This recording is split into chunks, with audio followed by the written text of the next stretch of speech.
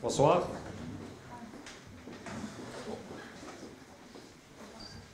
C'est bon? Alors bonsoir à toutes et à tous. Je tenais déjà à vous remercier d'être présents et présentes ce soir parmi nous. Je sais qu'après 18 heures, c'est un petit peu délicat de se rendre ici et aussi d'être présent mentalement et concentré sur le sujet. Ce soir, on va avoir un thème très intéressant qui est les défis de l'insertion professionnelle post-formation dans les métiers du sport. Alors, ça, c'est un sujet important. Pourquoi? Parce que moi, je vais pas commencer par parler de moi-même, je vais étaler. Moi, je suis issu de l'école publique. J'ai commencé par l'école publique jusqu'au lycée ou à l'école publique. Et lorsqu'on a vu le Mouji, qui est le responsable de l'insertion professionnelle, on ne nous a jamais proposé quelque chose en lien avec le sport. C'était soit devenir sportif professionnel, ou soit c'était devenir prof pour par la suite devenir prof de sport. Et puis, j'ai eu l'occasion aussi de vous rencontrer Madame Loubna Blebes. Je dis les noms et les prénoms, comme ça on se rappelle des titres de chacun. Je vous avais rencontré au Comité national olympique marocain. On était partis dans une conférence, pas ensemble, mais je vous avais croisé, qui parlait de le sport commence à l'école. Et aujourd'hui, ce thème est très important, qui est le sport commence à l'école, qui est l'insertion professionnelle, parce qu'aujourd'hui, le sport, oui, on le suit tous, on sait ce que c'est que le sport. Bientôt, on va avoir les sports, les Jeux Olympiques, il y a eu la CAF, il y a eu la Coupe du Monde, donc on sait ce que c'est que le sport, mais on ne sait pas les métiers qui y sont derrière. On connaît peut-être les métiers techniques, coach dans le sport, ou coach dans la boxe, ou tous les métiers techniques, mais on ne sait pas qu'il y a d'autres métiers. Tout à l'heure, j'étais en train de croiser une conversation, on parlait du métier de stadier peut-être, ou de stade manager, qui est un métier à part entière. La dernière fois aussi, j'étais en train de parler à un ami à moi, il a un stade de foot. C'est la première fois de ma vie que j'apprenais que les stades de foot avaient 3 ou 4 types de gazon. Je ne savais pas moi. Et vous savez, ça c'est des métiers qu'on ignore. De visuel, on croit savoir, mais finalement, moi je me suis rendu compte que je ne sais pas grand-chose. Et justement, aujourd'hui, on va pouvoir s'ouvrir sur le sujet. Mais avant de pouvoir céder la parole à nos panélistes, je vais laisser la parole à M. Jalil Achour, directeur général, pour vous présenter un petit peu les activités du groupe. Merci beaucoup.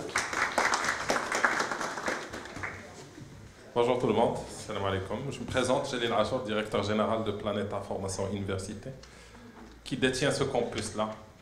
On a le plaisir de vous recevoir aujourd'hui. SLSK, c'est une des écoles du groupe, qui est une business school assez classique, mais donc, avec un parcours académique à Bac+3 et à Bac+5. Donc une licence d'administration des affaires et puis quelques masters, notamment en finance, en CCA, contrôle, comptabilité, audit, en trading et en tourisme. Et aussi une offre de formation spécifique en formation continue, notamment sur 3 segments. Le Bac+3, enfin des licences professionnelles qui sont destinées à des lauréats de Bac+2, des licences professionnelles dans plusieurs thématiques pour pouvoir offrir l'opportunité à des Bac+2 de continuer leurs études en parallèle avec leur activité professionnelle. Et notamment, nous avons une licence professionnelle en sport, en management sportif. Depuis quelques années déjà, et qu'on est en train de retravailler, de remettre au goût du jour, notamment par rapport aux nouveaux besoins, aux nouveaux métiers qui se développent au Maroc. Et bien sûr avec nos partenaires de Decathlon. En fait, c'est une licence professionnelle qui sera dédiée, travaillée ici à SSK Maroc, mais en partenariat avec Sport Management School, qui est une école du groupe aussi, Planeta. Donc Planeta, c'est le plus grand groupe d'enseignement privé en Europe. 130 000 étudiants, 25 marques d'écoles différentes, dont Sport Management School. Après, pour le segment des gens qui ont un Bac+3 ou Bac+5 avec quelques années d'expérience, notamment pour les middle managers, on offre un certain nombre de thématiques de formation continue diplômante, soirée week-end, 1 fois par mois ou 3 fois par mois. Et là aussi, nous travaillons, l'équipe vient de finaliser un executive master en management de sport, spécialement l'événementiel, avec tous les événements qui vont arriver. Donc il faut bien préparer les cadres les middle managers qui vont travailler dans ces secteurs-là, dans ces métiers-là. Après, nous avons une offre pour les top management sur différentes thématiques aussi. En tout cas, pour ne pas être long, Kamlin, dans notre modeste campus, j'aurai le plaisir aussi, comme vous, d'apprendre plein de choses sur le secteur de sport. Et je vous souhaite bonne conférence. Merci. Merci beaucoup, monsieur le directeur. Si je le cache, je le rembourse, promis. Alors, donc, vous avez bien parlé, le sujet du sport est un sujet vaste. Il y a tout ce qui est métier technique, mais aussi d'autres métiers techniques qui sont les équipementiers sportifs. Aujourd'hui, on connaît certaines marques qui sont très connues pour avoir collaboré avec certaines stars du foot. Tout à l'heure, j'ai lu que, par exemple, Nike, elle vient d'annuler son contrat qui le liait avec Tiger Woods qui fait le golf après 27 ans de bons et loyaux services, qui est quand même une collaboration mythique. Et aujourd'hui, on ne pouvait pas justement parler de sport sans parler d'équipement sportif, sans parler de ce sujet qui est très important pour les sportifs. Et pour cela, on a M. Kharbouch Hassan, qui est M. Bouzroud Imet, qui est directeur des ressources humaines Decathlon Maroc. Donc je vous cède la parole, M. Imet.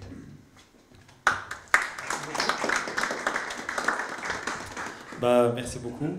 Déjà, merci pour cette invitation. On est honoré d'être partenaire avec votre établissement. C'est un honneur pour nous d'être là aujourd'hui. Decathlon. Ouais, Decathlon. Est-ce qu'il y a des personnes qui ne connaissent pas Decathlon ici dans la salle? Ça va. Donc on fait. Bon. Non, vous n'aurez pas de réduction. Non, mais si tout le monde connaît ici autour de cette conférence Decathlon, c'est que, en quelque sorte, on est arrivé il y a une dizaine d'années avec nos magasins pour un petit peu démocratiser le sport. Moi, je vais vous raconter un petit peu une anecdote. C'est que, bon, j'ai fait une bonne partie de ma vie en Belgique avant d'arriver au Maroc. Et en fait, j'étais à la corniche et je voyais des gens courir avec des chaussures, mais qui n'étaient pas adaptées à la course à pied. Mais je me dis, mais il y a un problème. Mais en fait, j'ai compris vite que finalement, ces chaussures-là n'étaient pas accessibles pour que les gens puissent être vraiment dans ce mental de se dire, moi, pour courir une longue distance, j'ai besoin de telles chaussures. Pour jouer au foot, j'ai besoin de telles chaussures. Et justement, moi, je suis content de faire partie de cette enseigne parce que non pas on a ramené plus d'offres dans le domaine d'équipementiers sportifs, mais aussi des produits adaptés à chaque budget pour justement faciliter cet accès au sport. Donc je ne vous ai pas préparé des chiffres pour vous dire on est, mais juste si vous retenez ça, Decathlon est venu au Maroc justement pour démocratiser le sport et pour donner cette accessibilité avec des produits techniques qui servent la pratique sportive. Et ça, pour moi, c'est hyper important. Après, aujourd'hui, je suis directeur des ressources humaines, mais je peux vous garantir que je ne connais pas du tout les ressources humaines avant. En fait, chez Decathlon, c'est aussi un peu particulier. Moi, j'étais recruté parce que j'étais sportif. Je me souviens encore un petit peu. Bon, ça ne se voit pas encore trop, mais voilà. Mais j'étais un vrai sportif avant. Et en fait, c'est cette passion de sport qui a fait que j'étais recruté. Et j'ai fait énormément de métiers chez Decathlon, jusqu'au jour où on me dit, vu que tu as fait pas mal de métiers, je pense que tu peux être le bon directeur des ressources humaines.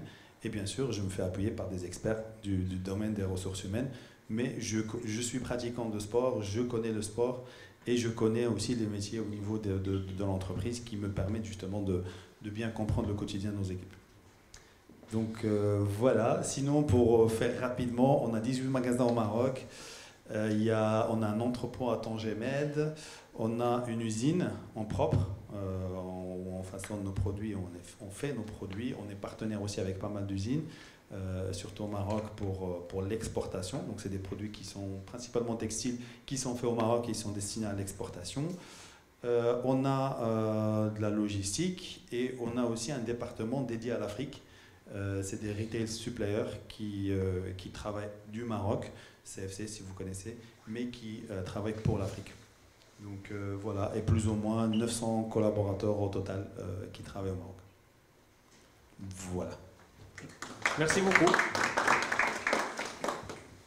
Merci beaucoup. Je pense que vous avez été très modeste. Moi, je suis un boxeur amateur. Ça fait 7 ans que je fais ça. C'est pas visible. Mais ça fait 7 ans que je fais de la boxe et j'utilise vos produits. Vous avez de bons produits en termes de sport de combat aussi, donc ça va. Maintenant, pour pouvoir bien meubler les choses, on ne va pas se tarder sur les introductions. On a ce soir un expert du domaine du sport, du domaine technique du sport, du domaine pratique du sport, du domaine managérial du sport. C'est M. Hassan Kharbouch. The floor is yours. Je vous demanderai s'il vous plaît de vous asseoir ici et je vous donnerai la parole.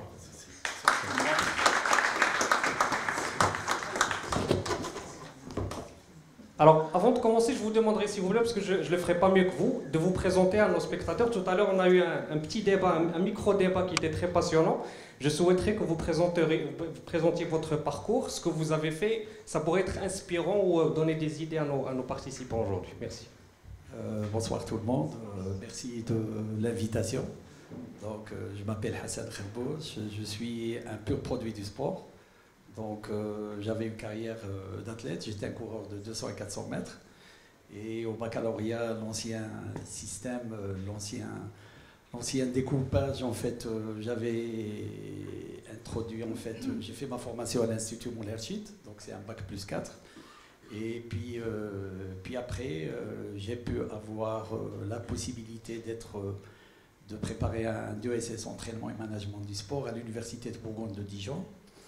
Et puisque c'était une année olympique à l'époque, j'ai pu bénéficier d'une bourse à l'INSEP, l'Institut national d'expertise de performance de Paris. Donc, et juste après, j'ai continué à l'université de UCF, Université Centrale Floride, et puis à Indianapolis, tout ce qui est optimisation et gouvernance des espaces sportifs. Actuellement, je suis enseignant, c'est un métier que j'aime, même si ce n'est pas le métier principal. Mais je m'occupe actuellement je suis directeur du complexe Mohamed VI de football, là où il y a les stages et les différentes formations de sport au Maroc. Voilà, merci. Merci beaucoup. C'est Hassan, un parcours très riche. Par la suite, on va pouvoir mieux s'étaler sur ce que vous faites en termes de formation, parce qu'on a dit tout à l'heure, on connaît les formations, on va dire, managériales, ou certaines formations techniques, mais il y a des formations beaucoup plus profondes. Je vous donne un exemple très très simple. La dernière fois, je parlais à quelqu'un, il m'a dit, vous savez que dans la boxe, moi j'accompagne la fédération de boxe en termes de communication, il m'a dit, est-ce que vous êtes au courant qu'il y a un métier qui s'appelle le matchmaking? Et c'est fait par des marketeurs. En gros, pour pouvoir vendre des billets, on fait appel à des matchmakers qui vont essayer de croiser, vous savez, le phénomène de hype où on a l'impression que les boxeurs, c'est des personnes agressives qui veulent s'entretuer, ça c'est fait exprès. D'accord? Et on essaye de chercher les boxeurs qui font ça, on appelle ça du matchmaking. C'est quelque chose qui va rapporter beaucoup d'argent à la boxe. Mais pour pouvoir mieux s'étaler sur ça, on le fera par la suite. Mais avant tout, je tenais à inviter Madame Loubna Blabbès, qui est directrice générale de la Fédération royale marocaine des sports pour personnes en situation de handicap et lauréate de l'IRFC, pour pouvoir respecter ce qu'il y a dans la fiche. Et aujourd'hui, vous allez nous parler un petit peu du parcours ou des préparations, on va dire, de l'équipe nationale dans le cadre des Jeux paralympiques qui vont être à Paris. Donc je vous demanderai, s'il vous plaît, de nous rejoindre. Merci beaucoup.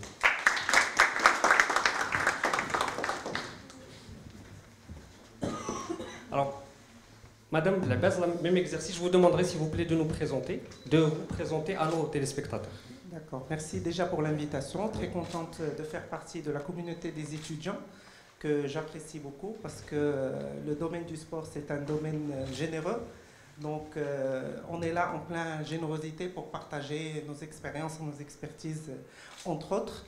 Donc, Blabbès Loubna, je suis une passionnée de sport. Spécialité en basketball, capitaine de l'équipe du Maroc de basket à l'an 2000, jusqu'à l'an 2000. Et j'ai 2 filles. Je précise toujours dans mes discours de dire que je suis une maman de 2 filles, j'en suis fier. J'ai fait l'IRFC, exprès, c'est noté parce que je suis très fier de faire partie d'une telle structure qui a fait ressortir beaucoup de personnes que vous connaissez, telles M. Kharbouch, c'est Mouta, c'est Shiba, et j'en passe. Et vous-même? Oui, moi-même. Alors j'ai fait un master de management de sport à l'âge de 42 ans. Donc je l'ai fait en France, suite au bénévolat et suite à mon engagement volontaire dans des associations. Donc ça m'a permis d'avoir un master. Entre autres, j'ai fait on va dire un certificat en administration technologie de sport de Lausanne, qui est spécialiste en événementiel sportif. Et j'ai fait, bien sûr, là je suis doctorante en sciences de l'éducation, spécialité dans le sport féminin, parce que je vois que le sport féminin doit avoir aussi sa part et une importance, un intérêt assez important. J'ai fait mon management, mon master en ingénierie sportive, ce qui n'a rien à voir avec ce que j'ai fait en IRFC. J'ai fait de l'entraînement sportif comme mon collègue. Après, j'ai fait un master en ingénierie urbaine dans le développement des sports dans les territoires, ce qui n'a rien à voir avec ce que j'ai fait. Le certificat de Lausanne, qui est en événementiel sportif, ce qui n'a rien à voir avec ce que j'ai fait au début, mais le dénominateur en commun, c'était le sport. Donc, ce que je veux passer comme message, c'est que le sport, on peut faire plein de choses, et on peut être expert en plein de choses, et on peut donner en plein de choses les maillons qui entourent le sport. Là, je suis directeur général de la fédération. Je n'ai jamais cru que moi, qui est sur le terrain, j'ai fait entraîneur, bien sûr, j'ai fait j'ai eu plein de postes, président de la commission féminine de basket à la fédération de basket. J'ai fait parce qu'il y a un bagage et l'initiative qui est prise, ce que j'encourage les étudiants à faire, c'est se lancer, se jeter et apprendre. Et on apprend vite. Et le sport, c'est un job qui est très très magique parce qu'on fait plein de choses. On fait beaucoup de choses. C'est l'épanouissement aussi. Et on est très épanoui. Voilà. Merci beaucoup, Madame Lopez. Je vous remercie. Maintenant, je demanderai ainsi à Bouzroud et Imad de nous rejoindre. On va parler d'insertion par le sport et des métiers du sport. Je vous demande de l'applaudir, s'il vous plaît. Merci beaucoup. Alors, il faut savoir que la conférence est très interactive. N'hésitez pas à essayer de poser des questions. Il y aura des personnes qui vont circuler avec un micro, comme la dernière fois, je pense. Et puis voilà. Donc, la première question qui me brûle les lèvres, les métiers en lien avec le sport. On connaît certains métiers, mais on ne connaît pas d'autres. Tout à l'heure, je vous ai entendu parler de pas mal de métiers que moi j'ignorais. Et est-ce que vous pouvez présenter un petit peu dans différents sports, si vous le souhaitez, les différents métiers qui existent? Merci beaucoup. D'accord, merci. Donc déjà, lorsqu'on parle de sport de façon générale, on parle des APS, des activités physiques et sportives, parce qu'il y a une grande différence quand on parle de sport.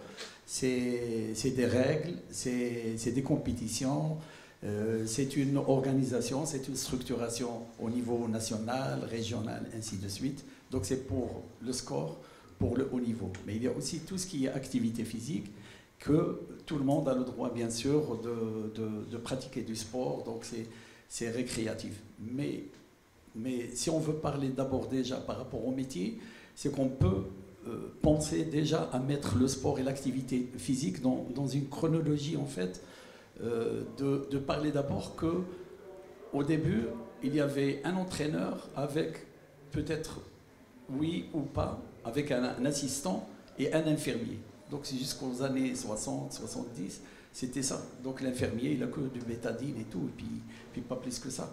Mais avec l'évolution, en fait, le sport, c'était l'impact, en fait, de tout ce qui est, en fait, tout ce qui est révolution et innovation en termes de technologie, et que même, en parlant de la classification du sport, si on veut faire déjà une classification, avant de parler des différents métiers, c'est qu'il y avait plusieurs classifications. Il y a une classification sociologique comme ce que faisait Michel Possélo sur son ouvrage Sport et Société, qui a sectorisé un peu le sport et selon la logique interne du sport. Il parlait par exemple que la lutte n'a jamais été un sport de bourgeois.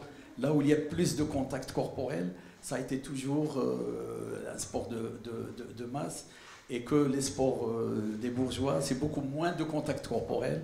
Et là, on parlait à l'époque du tennis, on parlait de golf, et là où il n'y a pas vraiment d'impact. Donc déjà par rapport aux différentes classifications, sinon on peut parler de façon générale sur le plan de pratique, on peut parler des sports collectifs, des sports individuels, indoor, outdoor, les sports de glisse, parce qu'avec le temps aussi, pendant les années 80, il y avait un autre mouvement en fait qui a vu le jour, c'est avec, si quelqu'un se rappelle d'elle bien sûr, c'est de Fonda, Fonda qui a créé en fait l'aérobique, Jeanne Fonda si vous vous rappelez bien, et ben c'est elle qui a créé l'aérobique, et puis par la suite les différentes dérivés en fait de sport, de fitness et autres, et à la fin des années 80, en fait, c'était tout ce qui est sport, ce qu'on appelle les sports californiens, c'est tout ce qui est sport de glisse, c'était une nouvelle tendance en fait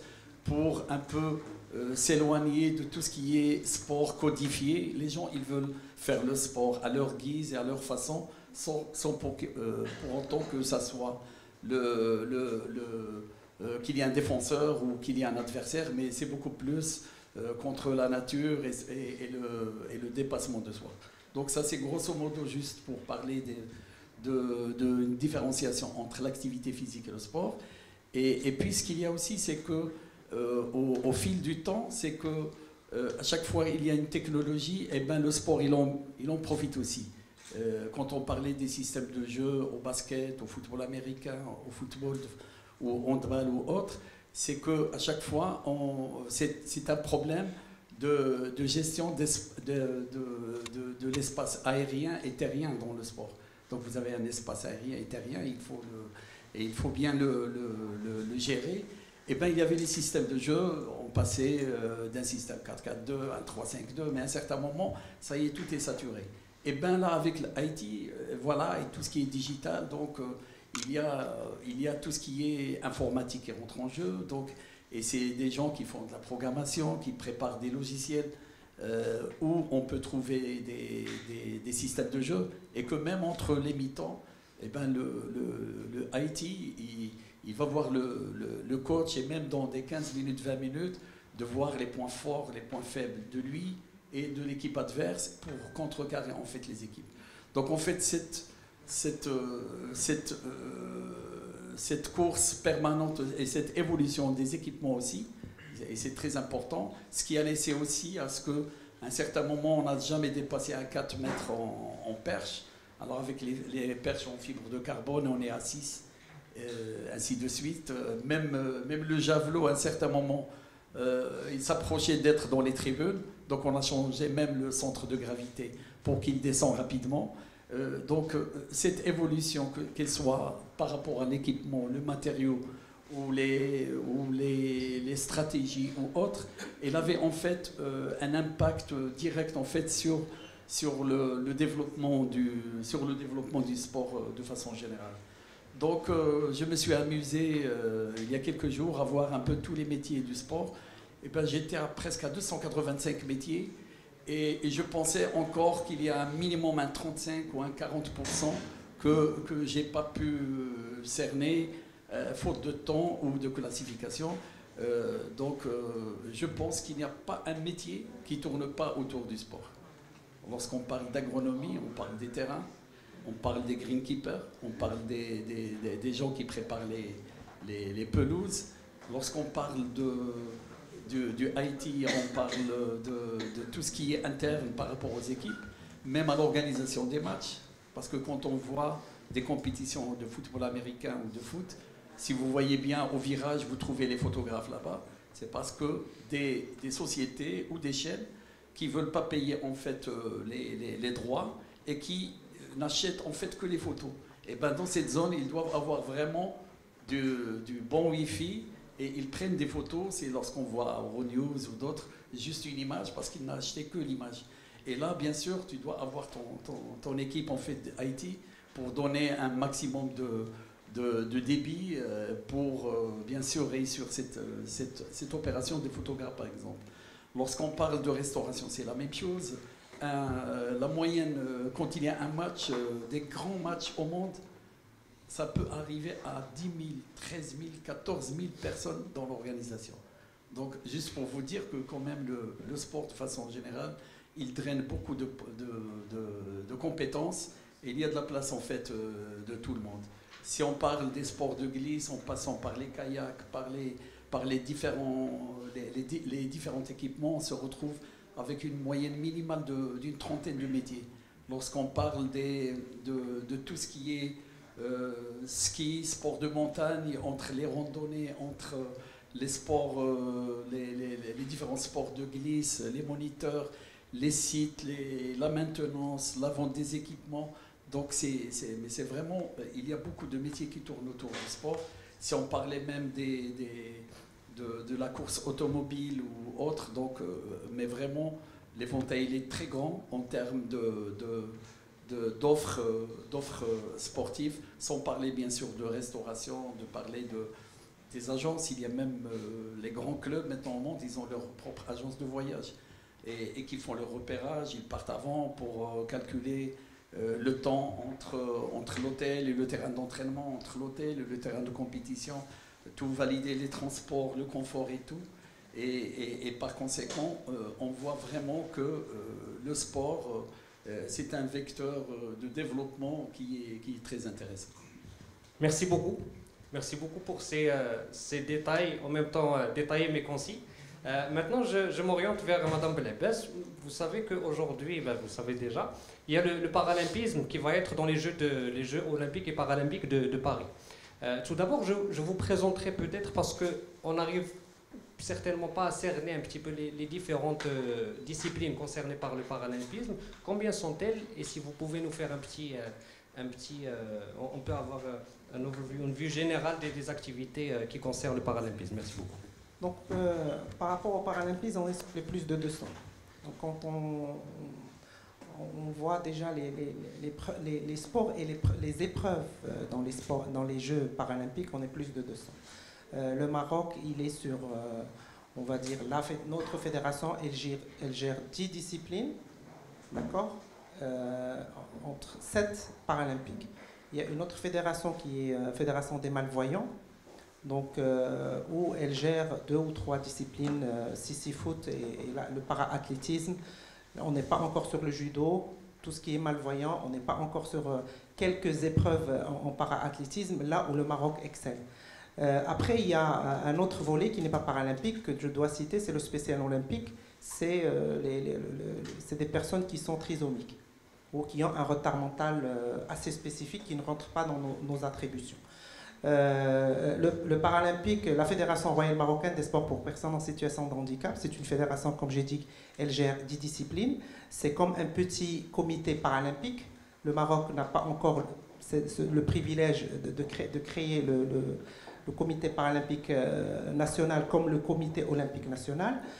Quand je dis 10 disciplines, c'est 10 championnats, 10 coupes du trône, toutes disciplines confondues avec les éliminatoires, première division, deuxième division, stage de préparation depuis le N-4. Quand je dis N-4, ça veut dire depuis Tokyo depuis Rio jusqu'à Tokyo, depuis Tokyo jusqu'à Paris. Donc on est dans une chaîne qui ne s'arrête jamais.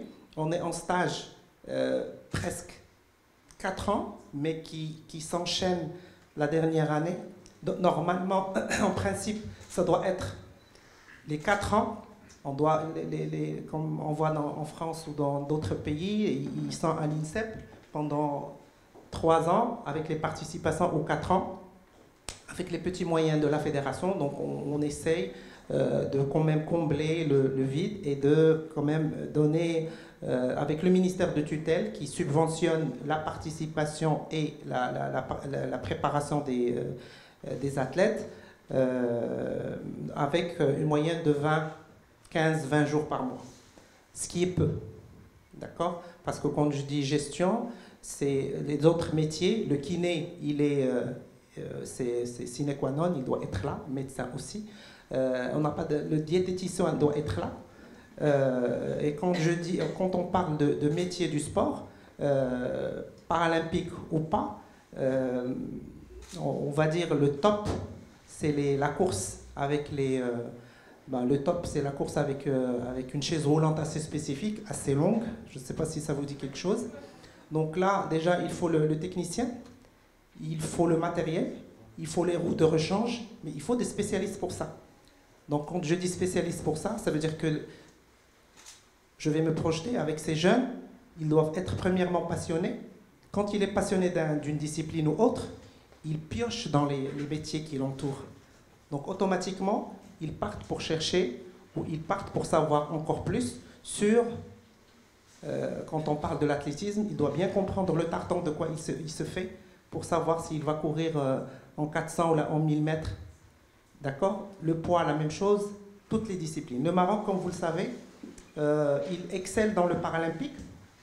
On a des champions du monde, on a des champions paralympiques qui ont des médailles d'or, on a des records du monde, sauf que la visibilité n'y est pas comme Khali et autres, parce que peut-être que le Maroc ne se voit pas, ou ne se projette pas dans un handicapé ou dans une grande photo 4x5 où il y a un athlète qui est fier de porter le maillot marocain parce qu'il a eu un record du monde.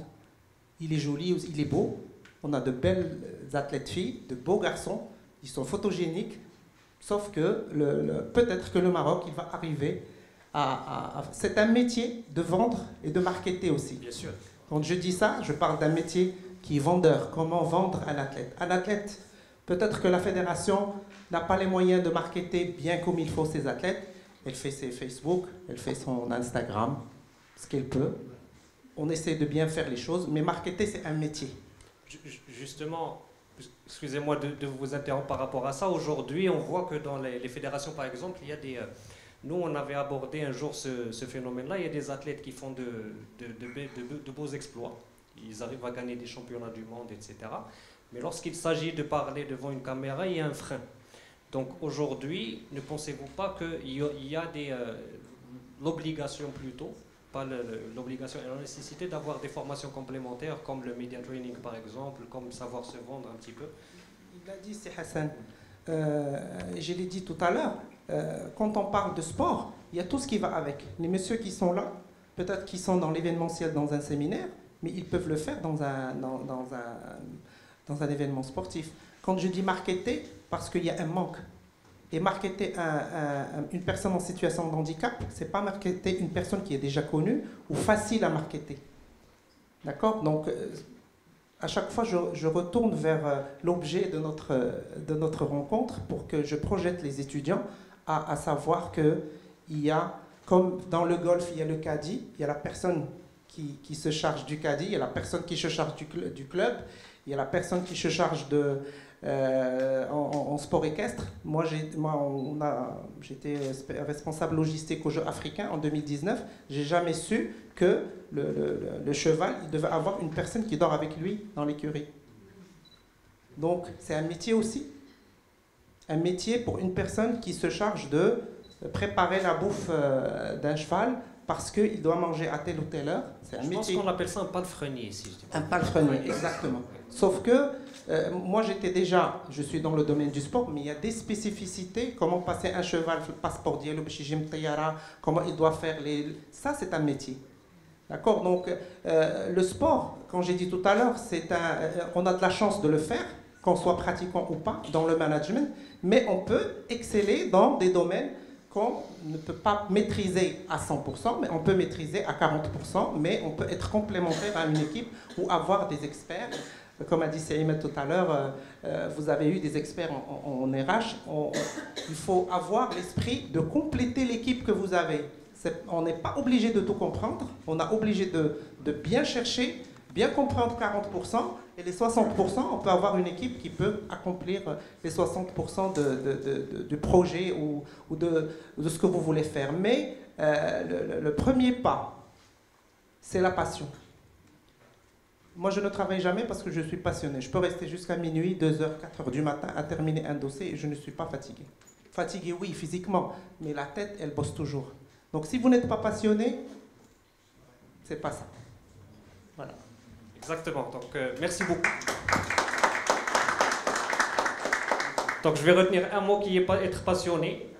Et passionné, on va passer à Si Ahmed qui lui aussi a commencé avec Decathlon par passion. C'est d'après ce que j'ai retenu tout à l'heure, vous êtes passionné de sport, vous êtes sportif dans l'âme.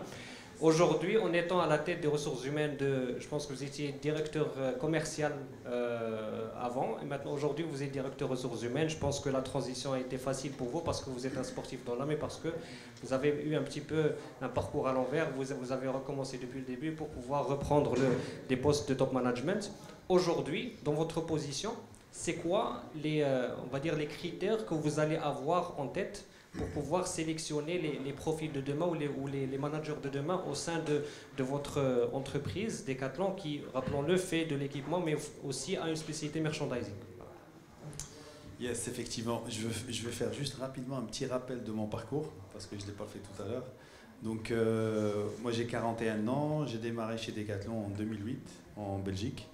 Moi, si on vous dit que vous faites plus jeune, on ne vous mentira pas. C'est vrai? Bah, j'ai 41 ans, bientôt 42. Donc voilà. Par contre, moi à la base je suis un financier, donc ça veut dire que j'ai étudié de la compta, de l'économie, enfin, c'est tout ce qui est en lien avec la finance, donc j'ai fait un master en Belgique. Et ce qui m'a vraiment accroché avec cette entreprise le premier jour, c'est que au moment de mon entretien, on a passé 30 minutes à parler que de football. Et en fait, j'ai joué en Belgique, j'ai joué aussi au Maroc. Je ne suis pas arrivé à l'académie à Mohamed VI, mais bon, j'ai joué on va dire un middle niveau.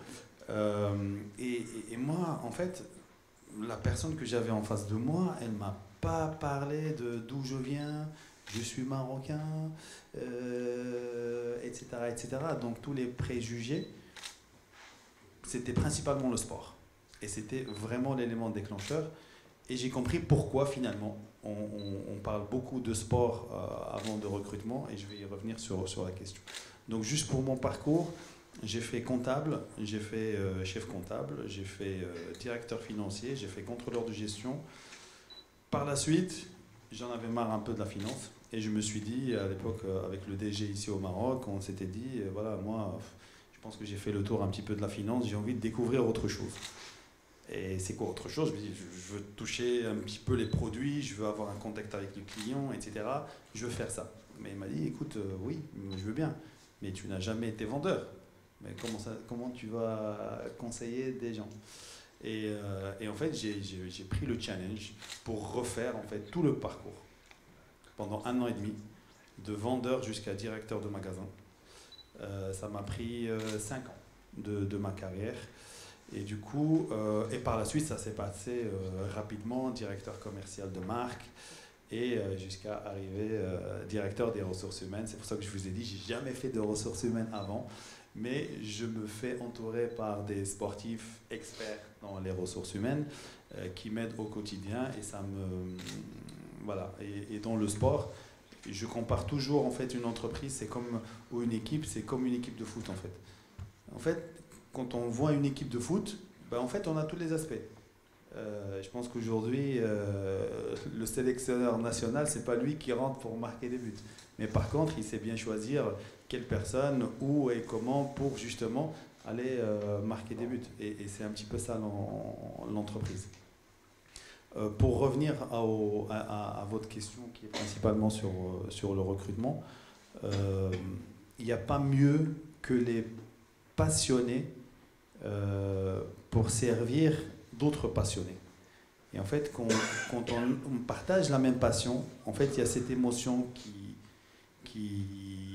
traverse, et le contact, il est beaucoup fluide avec un client d'équitation, quelqu'un qui vient pour acheter quelque chose pour son cheval. Ben moi, je fais de l'équitation, on est dans notre élément, on peut parler pendant 30 minutes, le client est content, moi je suis content, et j'ai pas l'impression d'avoir travaillé parce que je parle de passion. Et c'est un petit peu ça. Et aujourd'hui, on va parler de CV, hein, non, c'est ça? C'était la question. Les critères un petit peu de recrutement. Voilà. Et le premier critère, moi personnellement, quand je faisais du recrutement, là, j'ai une experte qui fait ça aujourd'hui, qui est parmi nous. Mais moi, la première chose, quand on me donne un CV, croyez-moi, je ne regarde pas l'expérience. Je regarde directement sur les loisirs et il fait quoi comme sport. mais direct. Parce que, en fait, le fait de pratiquer du sport, bah, je sais que j'ai traversé plusieurs étapes, entre guillemets, de la vie. C'est que j'ai eu des échecs, je me suis relevé. Par moments, c'était difficile, mais j'ai dû m'accrocher. J'ai appris de la résilience quand ça va pas. Et voilà, j'ai appris la patience. Parce que moi, je peux vous dire, quand je joue au football, en Belgique, à moins 5 degrés, j'étais remplaçant pendant plusieurs matchs. Et je peux vous dire, mes pieds gelaient. Mais j'attendais cette opportunité pour que je sois sur le terrain, pour montrer ce que je pouvais faire et avoir justement cette place de titulaire. Et donc, en fait, tout ça, c'est le sport qui nous procure ça.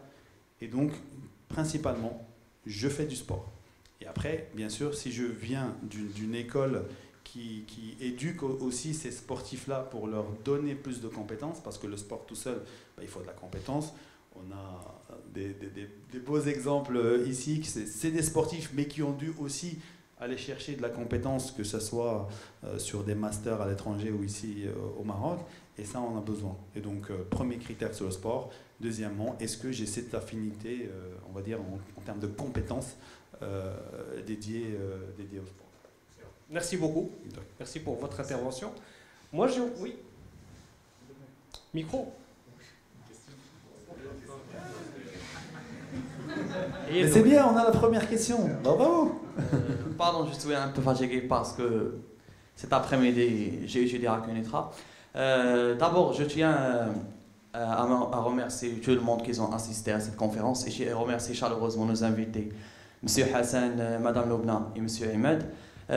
D'abord, je veux faire une addition à propos de ce qu'il a mentionné, M. Ahmed, que Decathlon vient pour démocratiser le sport. Et je suis tout à fait d'accord avec vous, parce que si on fait une vue ou bien une vision sur le slogan et la mission de Decathlon. Je ne sais pas si quelqu'un connaît le slogan de Decathlon. D'abord, le sport pour tous et le tout pour le sport. Et si on passe à sa mission, c'est rendre accessible au plus grand nombre la pratique et le plaisir du sport. Et Decathlon, elle est conformément compatible, c'est-à-dire lorsqu'on entre dans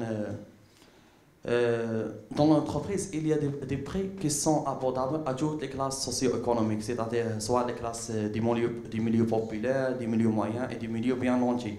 Et cela reste un avantage, une valeur ajoutée et pour démocratiser la pratique et répondre à ce qu'elle a mentionné Sa Majesté le roi Mohamed VI dans sa lettre royale de 2008 de Skhairat pour favoriser l'inclusion sociale.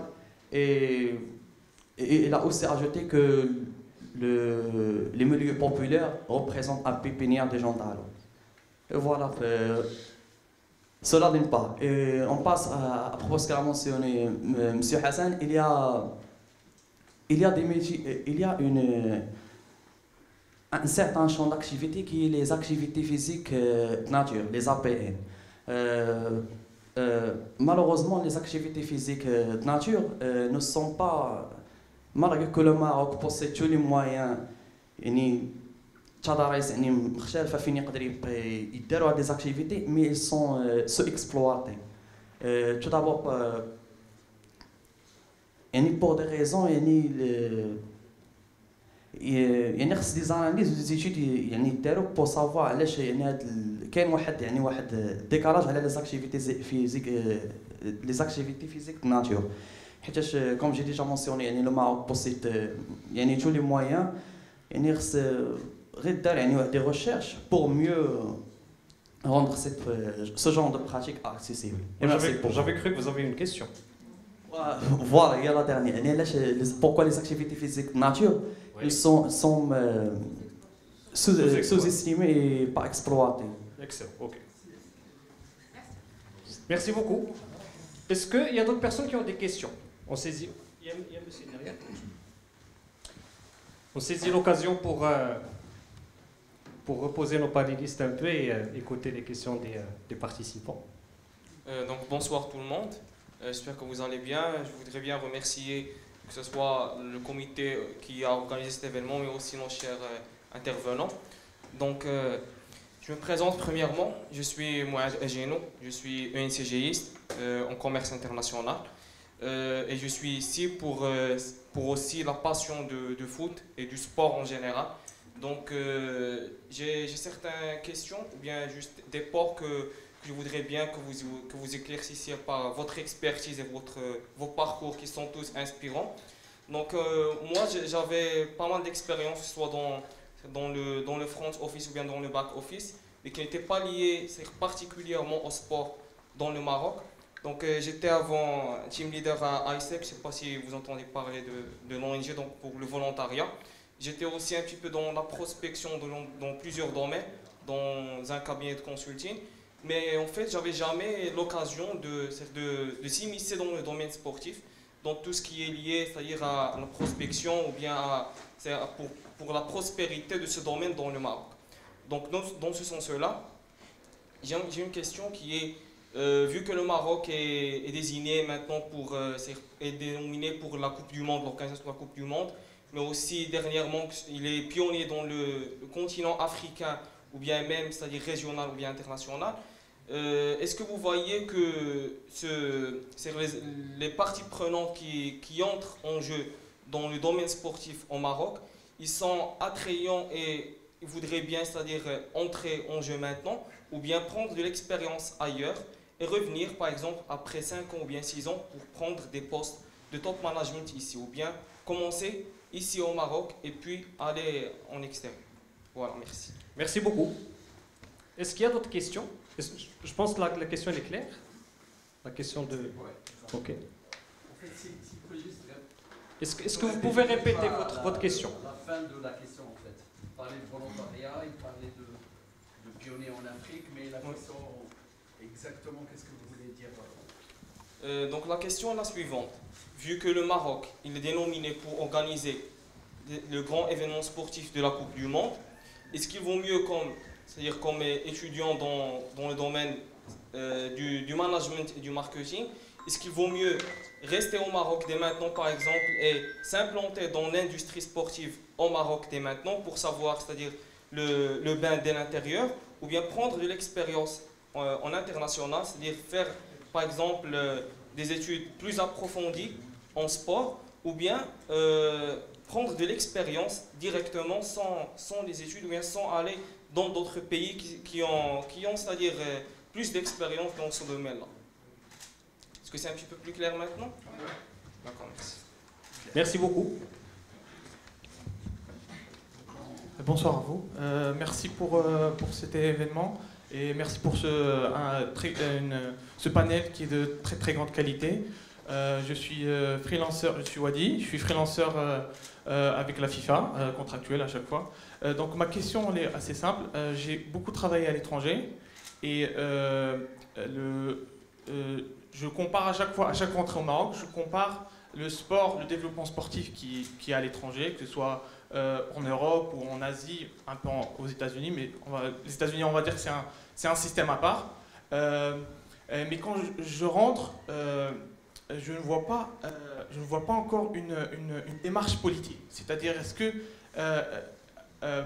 on va prendre l'exemple de l'équipe football nationale marocaine de football, qui grâce à son élan a créé vraiment un engouement très important au Maroc. C'est-à-dire maintenant, on a l'impression que tout le monde s'oriente vers le sport. Tout le monde a envie de faire partie de ce sport et en plus on vient de gagner la Coupe du Monde 2030. Ma question est assez simple. Qu'en est-il politiquement? C'est-à-dire à quel moment on va dire on va tout mettre sur le sport? Là comme maintenant on est essentiellement concentré sur l'agriculture, on veut vraiment développer, on sent que le Maroc se développe dans l'agriculture, pardon.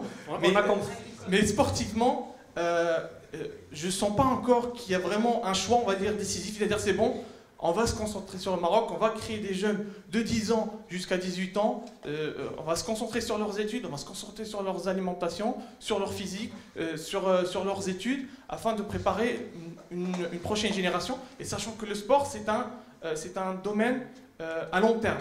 On ne prépare pas des jeunes, c'est-à-dire en 2 ans, ils seront champions du monde. En 2 ans, on aura la Coupe du Monde. En 2 ans, on aura 10 médailles d'or aux Jeux Olympiques. Donc c'est un processus qui est assez long.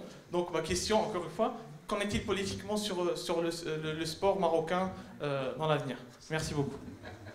Merci beaucoup. Elle est destinée à qui? Vous êtes tous des experts. On va dire. Non, mais ce qui est intéressant, c'est qu'on a le secteur public, on a un petit peu le secteur privé-public et on a un secteur privé.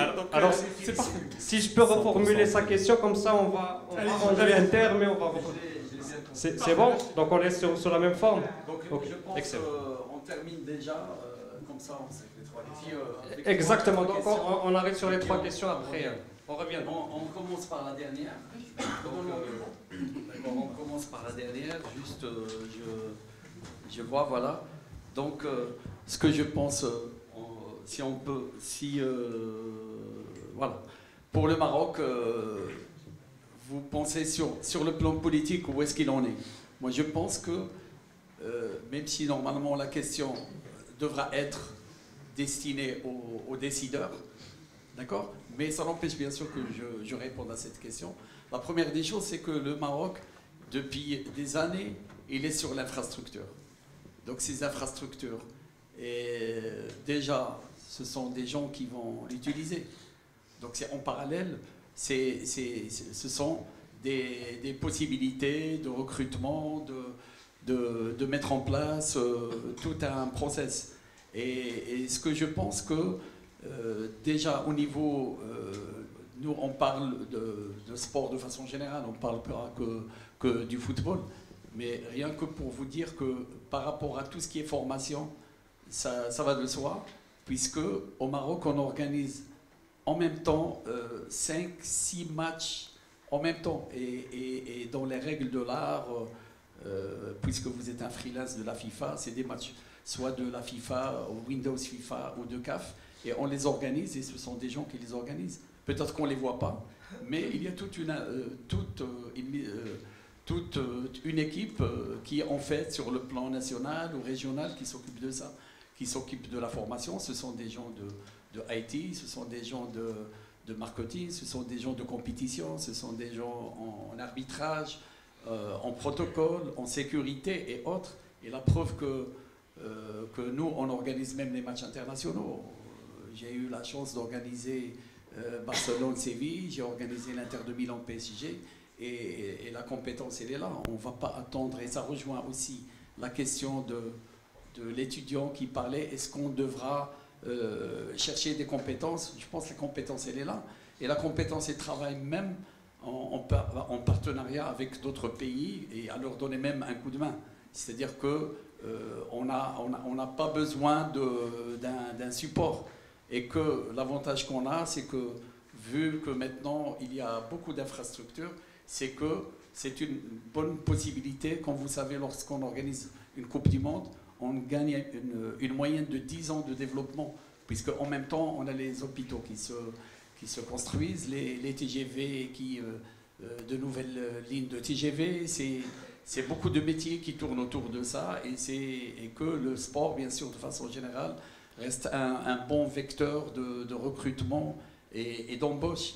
Et par conséquent, je pense qu'on doit croire à nous-mêmes, à nos capacités, et que, bien sûr, le Marocain, quand il le décide, il le fait bien. La preuve, vous vous rappelez même, quand il y avait même le séisme, personne n'a cru que le Maroc il pourra être autonome, et que, Dieu merci, ça s'est bien passé. Donc, je pense que, par rapport, juste pour joindre les deux questions, qu'il n'y a pas de crainte dans ce sens, et que même, je pense, c'est une bonne possibilité, une bonne opportunité pour que ces stades, ces infrastructures, ces terrains d'entraînement, et on ne peut que capitaliser sur ça. Il y a une dizaine d'années, il y avait une seule équipe qui organise les matchs. Maintenant, il y en a un minimum de 4 ou 5, et ça n'existe nulle part en Afrique. Et comme je vous dis, pour les pays qui ont des problèmes de contraintes, de conformité des terrains, eh ben, ils organisent tous leurs matchs ici au Maroc. Donc ce sont des Marocains qui l'organisent et pas quelqu'un d'autre. C'est bon? Ça répond à votre question? Alors, juste rajouter, déjà quand on parle de politique publique, de politique sportive, elle vient de la politique publique. Donc, سياسة العمومية كتعطيك سياسة الرياضة. السياسة الرياضية كتبان, on le ressent. On ne la cherche pas. La question que vous avez posée, soit ما كايناش, soit ما بانتلكش. Je ne peux pas répondre. Donc, quand on parle de politique sportive, on parle d'une politique que j'ai le gouvernement qui demande, juste pour expliquer, qui demande ce qu'il veut. Est-ce qu'il veut de l'infrastructure? Vous avez posé deux questions très différentes. Préparer un athlète ou un joueur de haut niveau, ça fait partie des petits points, des sous-petits points, des petits B de la politique. D'accord? Donc, quand on parle de préparer N-4, maintenant on parle quand je prépare un athlète, c'est olympique. D'accord? Politique, ça doit se ressentir. On a ressenti la politique, actuellement, comme a dit c'est Hassan, elle est sur l'infrastructure. Elle commence par l'infrastructure, البنية التحتية اللي غيقدر يمكن نديروا عليها واحد لا بوليتيك عاد جايه يمكن باقي ما شفناهاش de masse, politique de développement des territoires par le sport, sport de nature, sport loisir, sport tourisme. Vous voyez? Donc tout ça, c'est une politique. Après, on rassemble le puzzle وكنشوفوا شنو غنديروا بالمركب 1 شنو غنديروا بلا بيسين عاد كتحط اون بوليتيك اللي كنقولوا هذه غنديروها سبور دو ماس في لي ديكليني في الصباح وغنشوفوا لي زيكول وغنشوفوا لي زورفلينا وغنشوفوا لونتريد ناسيونال غنشوفوا لي زانديكابي كيفاش غادي ندخلوهم في هاد لا بوليتيك اون برانسيپ لو ماروك مع كاع هادشي اللي كيتبنى دابا il doit avoir une politique sportive qui est très très riche surtout les masse, nature, tourisme. Le haut niveau, il est là par défaut. Parce que Jamiat al-Riyadiyya, elle est là pour travailler l'élite. Le comité olympique, il est là pour travailler l'excellence. Donc ça, c'est des choses qui sont depuis X temps. Depuis X temps. Travailler un athlète, نشارك في البطولات الدولية ونجيب هذا الميدالية ونتأهل, c'est pas un truc. Par contre, comment le faire ou comment l'améliorer, هما فيش كيتجددوا à chaque fois les politiques sportives. كيجي un ministre ou un gouvernement كيقول لك لا حنا بغينا نبنيو un centre comme l'INSEP. Ça, c'est une chose que le Maroc باقي ما دارهاش. C'est vrai qu'on a l'Institut Moulay Rachid, mais l'Institut Moulay Rachid خدا التعليم العالي, donc il n'est pas dans on n'est pas dans l'industrie du sportif. D'accord? Donc là, il faut dire que la politique peut-être que d'abord en 2024, grâce au 2030, bien sûr à la marge des TGV, la marge de l'infrastructure, avoir un centre que pour les athlètes de haut niveau. Pour 2030, il y a un centre pour l'handisport haraki, auditif et visuel, intellectuel. D'accord? Après, on a les trisomiques spéciales olympiques. Ça, c'est des spécialités l'île peut créer avec un métier. D'accord? Après, quand on dit le centre, quand on dit la politique dialogue, wesh, on installer les écoles, on installer les dames, mais à la base, quand on a un centre, on a un transport, on a les lits. Un événement sportif arabe, on a un problème de lit, l'hébergement. Par contre, à Marrakech, on n'a pas de problème. Plus de je ne sais pas combien. Un hôtel, il y a 400 lits.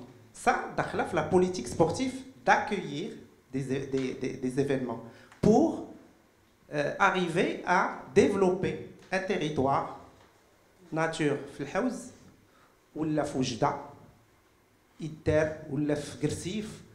Vous voyez? Donc, c'est politique, c'est très vaste. C'est une question, pour répondre.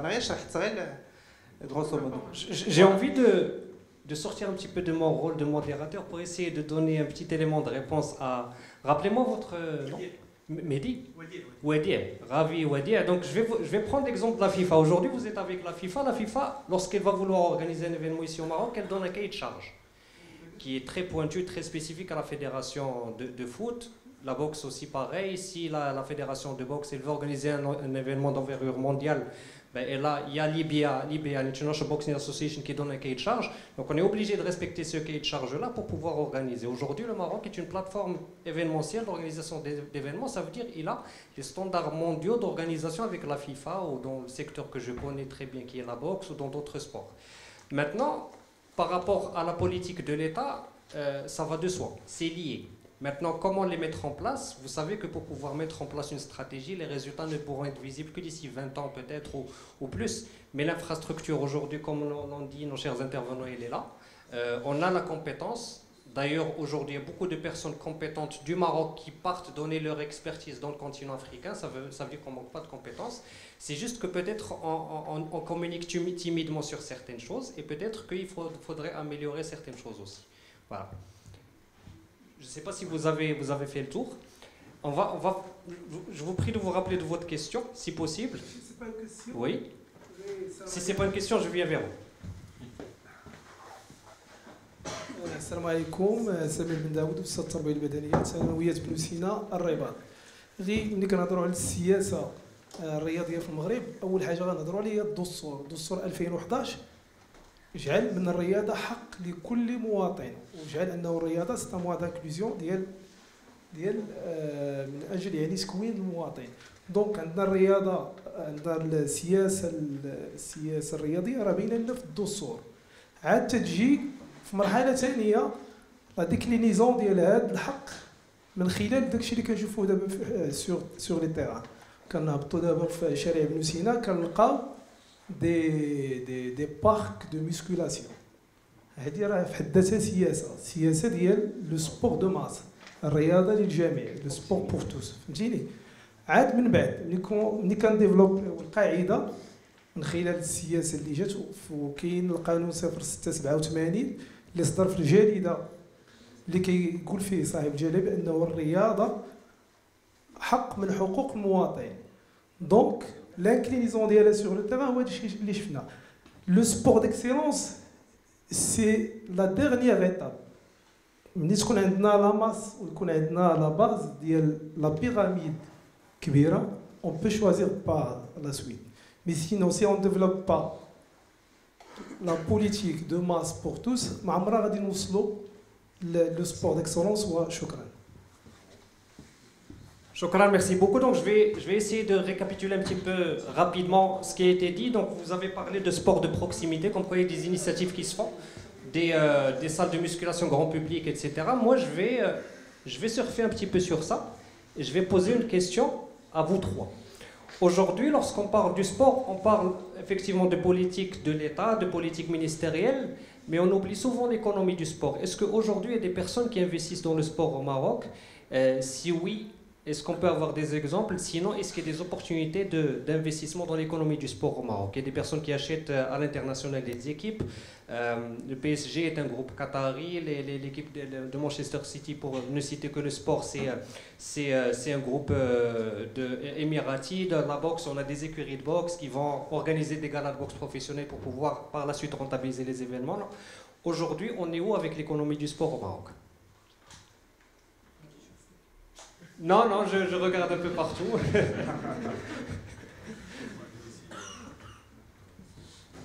Donc, comme vous savez, même l'économie du sport, le sport déjà, et les sciences appliquées au sport, particulièrement le foot, il est en fait, il n'a pas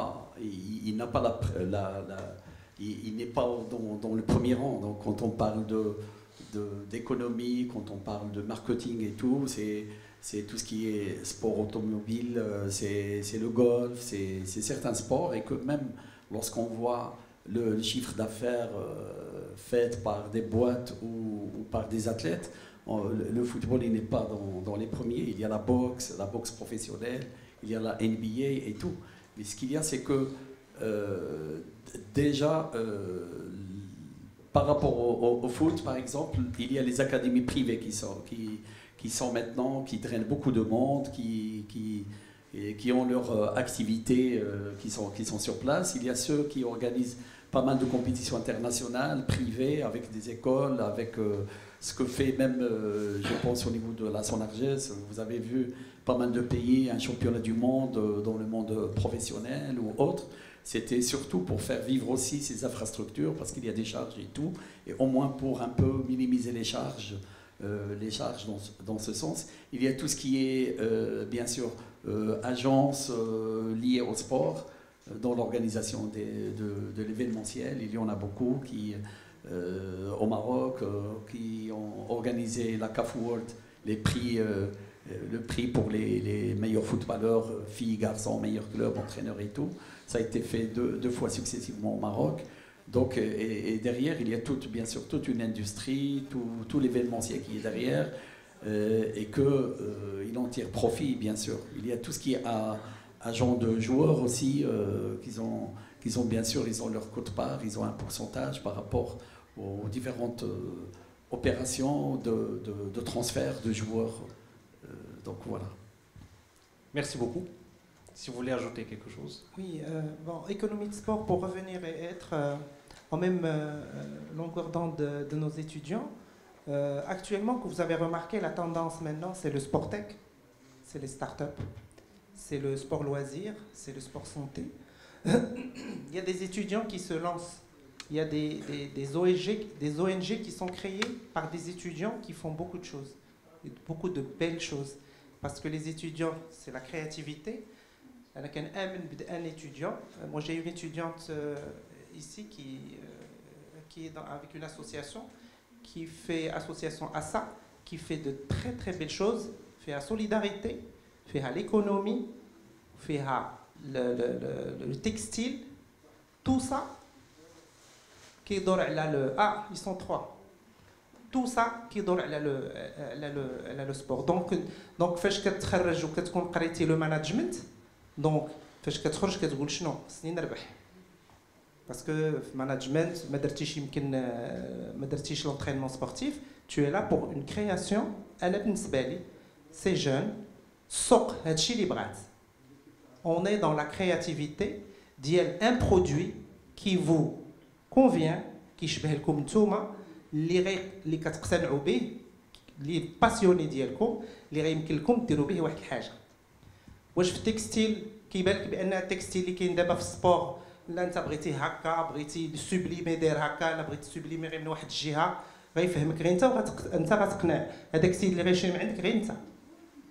كريي دي زيفينمون بيان سور انا كنشجع على لا سوليداريتي حيت لا سوليداريتي خصها تكون اون باراليل نعطي باش ربي كيعطيني حيت فينالمون راه حنا هنايا كاع مسلمين وكاع كنبغيو نعطيو وندوا اتر جينيرو. لا سوليداريتي ونخدم ان برودوي نبيع ان برودوي بشويه.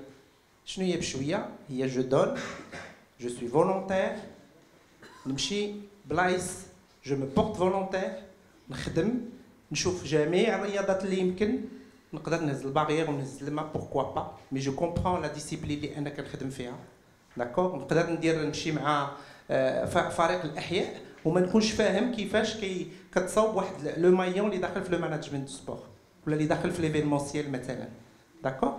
دونك l'économie اللي كنلاحظ دابا جون سي سورتو لو ديجيتال سي دي ستارت اب غاديين هكا et c'est des associations qui créent un bon produit et qui vendent un bon produit ou le sponsoring par expérience qui se une jeune association ou les coopérations internationales une jeune association وتقدر ما تسمعش الجميع.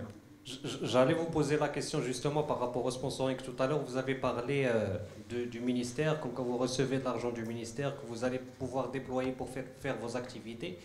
C'est quoi les autres justement éléments de financement pour pouvoir financer vos activités? Est-ce qu'il y a des sponsors, des mécènes qui vous suivent dans vos activités ou pas? Est-ce qu'il y a des difficultés en ce sens? Je parle de sport en situation de handicap, oui. Le ministère, il donne une contribution. Ce n'est pas une subvention, parce que la subvention elle est totale, elle donne une contribution, une Jamia. Bien sûr, notre fédération, elle fait de son mieux. On a des partenariats avec le ministère de la famille et de la femme. Ça, par défaut, parce qu'il couvre tout ce qui est handicapé. Donc, ils nous donnent une subvention de 1 million de dirhams sur 3 ans, déclinée sur la formation, achat de matériel et sensibilisation. Donc, c'est bien, il faut respecter le cahier de charge.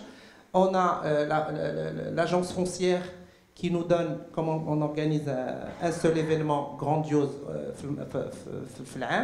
le meeting international du Moulay Hassan par athlétisme à Marrakech, qui est à sa 8e édition, mais il est maintenant classé dans le calendrier international de l'IPC, du Comité international paralympique. Ça aura lieu quelle date?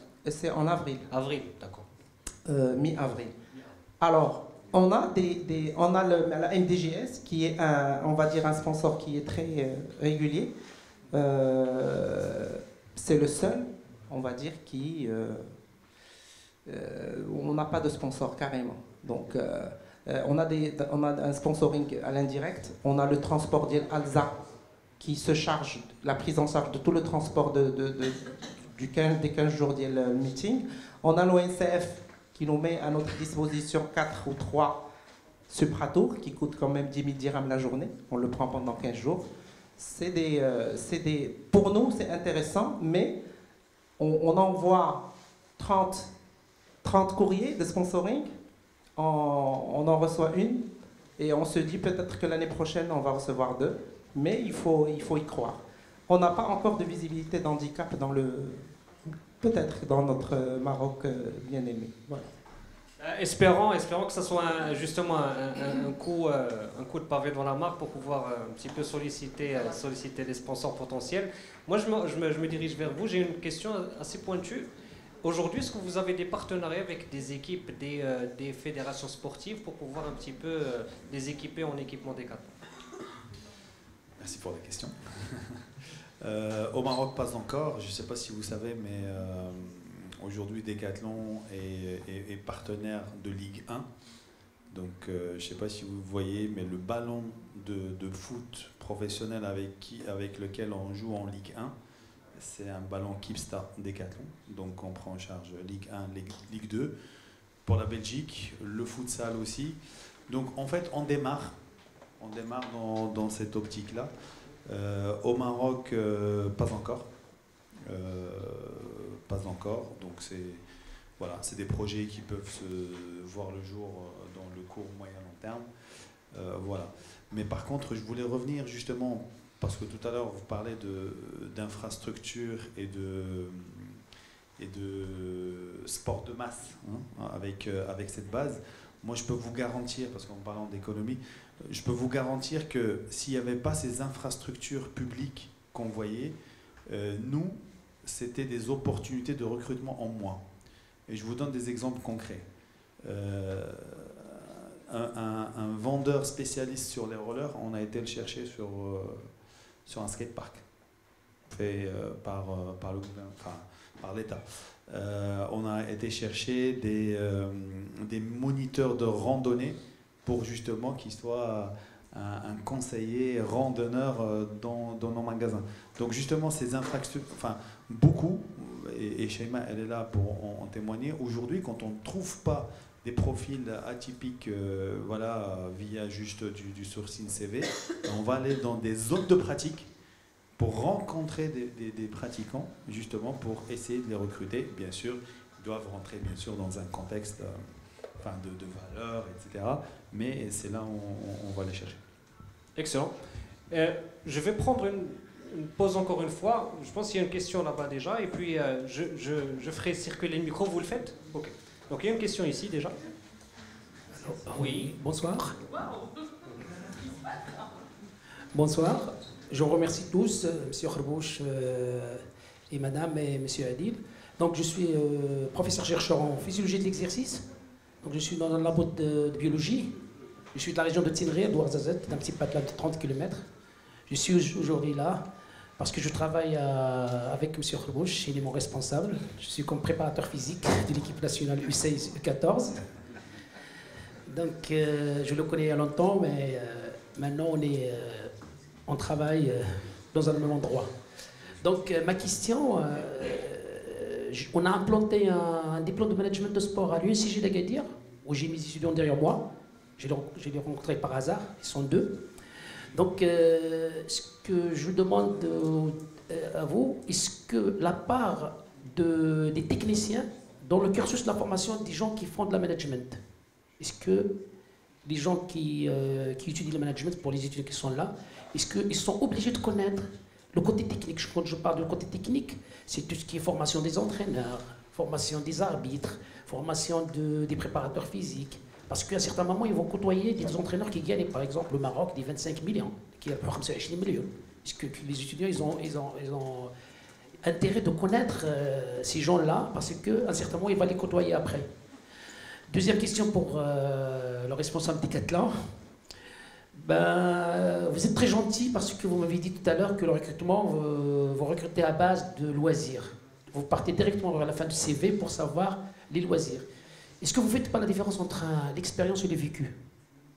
Parce que quand je parle et le vécu, parce que quand je parle des loisirs, peut-être c'est une expérience. Et quand quelqu'un a une expérience, le vécu c'est autre chose. Parce que le vécu c'est très intéressant que l'expérience. Parce que je peux par exemple, je vais venir dans cette université qui est belle, je peux dire que j'avais une expérience dans Planeta, formation université. Mais si j'enseigne à l'intérieur, je côtoie le directeur et je passe des heures et des jours, je peux parler de vécu. Donc, tout ce qui est loisirs, je peux écrire, je fais de sport, de foot, de cyclisme, de tout, mais après je viens, je ne vends rien dans votre magasin. Et j'ai travaillé à Decathlon, à Clermont-Ferrand déjà. Merci. Merci, elle est juste derrière vous. Donc on passe, je vous prie de noter les questions, on passe aux différentes questions et revient. Donc, et après, il y a beaucoup de personnes ici. Une question aussi. Donc juste comme prolongement de ce que vous avez mentionné avant, concernant l'infrastructure ou bien l'industrie des loisirs et du sport en général au Maroc, je pense qu'elle est un petit peu prémature. Pourquoi? Parce que si on se compare par exemple à d'autres modèles, juste par exemple l'Arabie Saoudite, qui a récemment, c'est-à-dire pris un tournant qui est différent, donc tout ce qui est, malgré qu'elle a vraiment des revenus de pétrole et d'une autre industrie, mais elle a essayé de changer carrément, c'est-à-dire changer la destination vers ce sens-là, ou même, c'est-à-dire par exemple dans l'Espagne, comme le Real Madrid, qui est en train d'étudier l'éventualité de par exemple prendre le Santiago Bernabéu et de faire des matchs du UFC là-bas, par exemple. Ou bien certaines idées qui sont au-delà un petit peu du commun du mortel, qu'on ne peut pas implanter dans le Maroc. C'est pour ça que je vous ai demandé, est-ce qu'on peut faire de telles choses qui sont incroyables, qui sont un petit peu, c'est-à-dire des paris à prendre, mais qui sont réalisables, sachant que, c'est-à-dire les infrastructures elles sont un petit peu publiques et il y a pas mal d'entraves dans le Maroc qui ne sont pas dans d'autres pays. Et voilà, merci. Merci beaucoup. Je pense que la question est claire aussi. On passe à... Il y a d'autres questions. Je vous donne mon micro, comme ça je suis plus proche. Pas une question, monsieur, je veux ajouter une information supplémentaire en ce qui concerne la question de la finance et du sponsoring. C'est-à-dire qu'il faut savoir on prend comme un exemple saillant les clubs de football. Les clubs de football ne cessent pas de se multiplier. Mais pourquoi la majorité échoue et ne garantit pas leur pérennité? C'est-à-dire qu'ils dépendent du budget octroyé par l'État. Mais non, il faut, puisque le Maroc a une politique de se libérer que le pays qui va totalement financer le sport. Non, c'est le secteur privé qui doit le faire. Et les clubs, doivent établir l'équilibre entre le financement privé, c'est-à-dire le sponsoring, et le financement public. كما كنقولوا بالدارجه زعما لا راه اللي غادي يحكمها في البريفي راه حتى في البيبليك حتى هو غادي يحكمها يعني خص وهذا هو يعني هو لو ريميد هو الانسترومون يعني خص لا هذا انفورماسيون كومبليمونتير يعني خص يعني يكون واحد يعني لي كلوب يعني ils doivent s'attacher au secteur privé à travers des occasions de sponsoring comme MDJS, Decathlon, OCP, etc. pour établir l'équilibre. Et merci beaucoup. Merci beaucoup. Merci beaucoup pour votre intervention. Donc je note qu'il n'y a pas de questions. D'accord. Merci. Donc je passe là, rapidement. Bonsoir tout le monde. Merci aux intervenants, merci aussi aux organisateurs.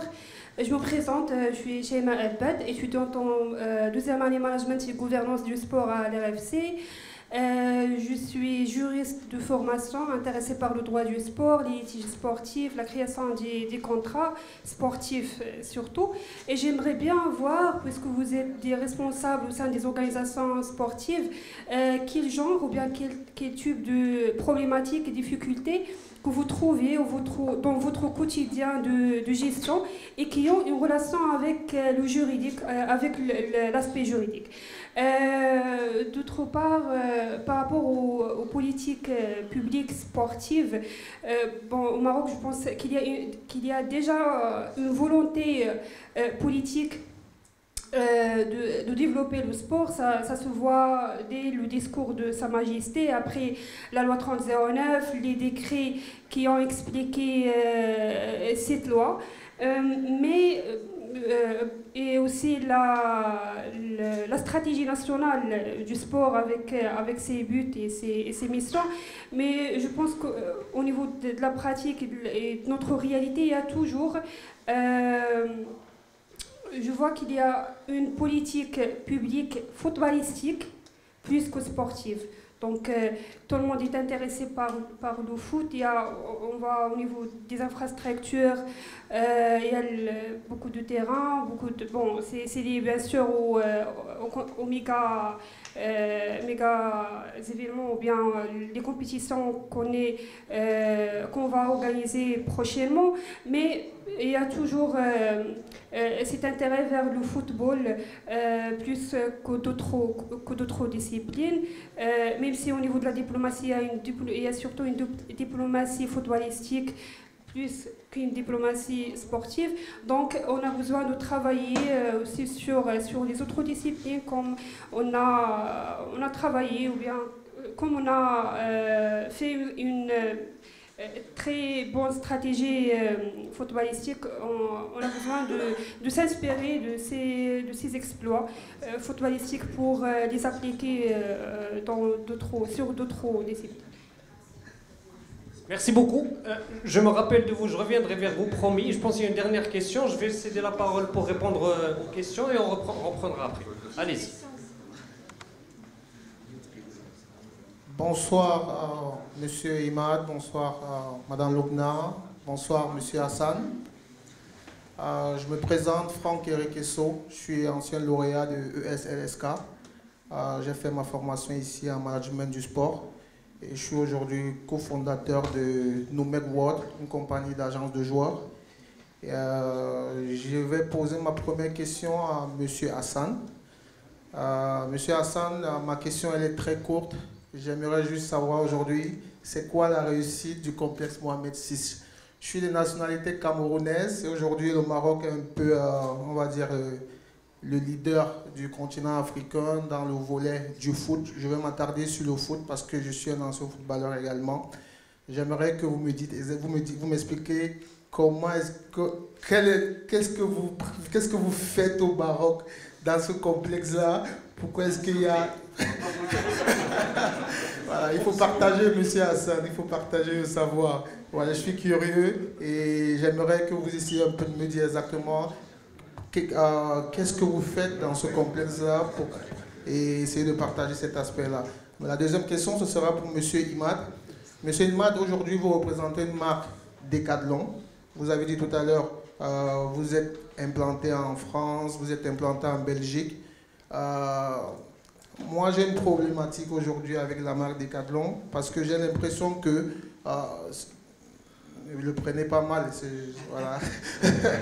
Voilà. Voilà. Moi, je suis au Maroc. Ça fait, je suis arrivé déjà au Maroc. Ça fait 4 ans. J'ai fait mon master ici et à aucun moment j'ai vu Decathlon impliqué dans une œuvre sociale. Decathlon n'a pas organisé un événement de sport pour réunir les communautés. Est-ce que vous pensez à... Je trouve que ce n'est pas normal quand même, sur un plan social. Je pense que... Est-ce que vous pensez à régler cette problématique-là? Parce que je trouve que vous avez des valeurs sportives. Aujourd'hui, le monsieur il a évoqué le slogan de Decathlon, mais on doit aussi remarquer ça sur le terrain. Et je pense qu'aujourd'hui, vous devez être plus visible sur l'aspect social que dans les bureaux, on va dire. Madame Loubna, bon, j'ai pas vraiment une question pour vous, je voulais juste vous féliciter. Je voulais juste vous féliciter par rapport au travail que vous faites. Voilà, je me suis renseigné un peu sur ce que vous faites au niveau de la fédération. C'était juste pour vous féliciter par rapport à ça. Merci. Merci beaucoup. J'ai vu qu'il y a beaucoup de questions. Je reviendrai vers vous. Je sais qu'il y a d'autres questions là-bas. Promis, on laisse le temps à nos panélistes d'intervenir et je reviens vers vous. Donc je ne sais pas qui souhaiterait répondre. Allez-y. Je vais répondre à notre cher... Mais promis, il est gentil, je le connais. Oui, bien sûr. En tout cas, on va régler ça après.